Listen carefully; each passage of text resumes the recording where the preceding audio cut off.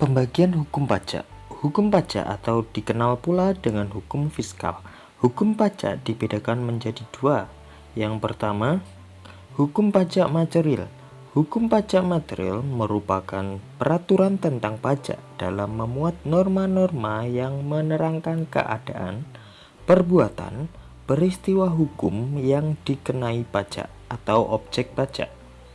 Siapa yang dikenakan pajak atau subjek pajak, dan besarnya tarif pajak yang dikenakan atau tarif pajak. Dapat disimpulkan bahwa hukum pajak material mengatur tentang timbulnya, hapusnya hutang pajak, dan hubungan hukum antara pemerintah atau fiskus dan rakyat wajib pajak.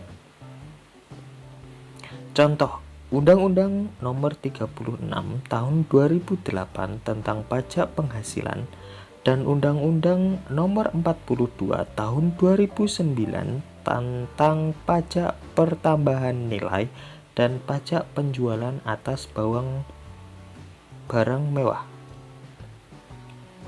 Yang kedua, hukum pajak formil. Hukum pajak formil merupakan ketentuan dalam mendukung terlaksananya hukum material. Ketentuan ini umumnya memuat hak dan kewajiban, prosedur dan sanksi-sanksi.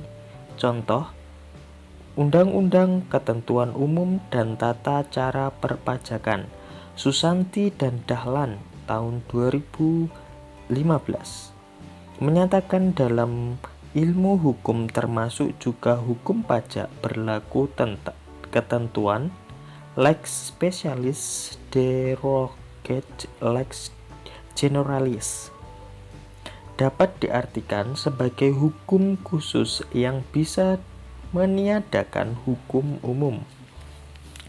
Contoh, peraturan pengenaan pajak berganda atau P3B atau tax treaty yang mampu meniadakan pajak penghasilan pasal 24.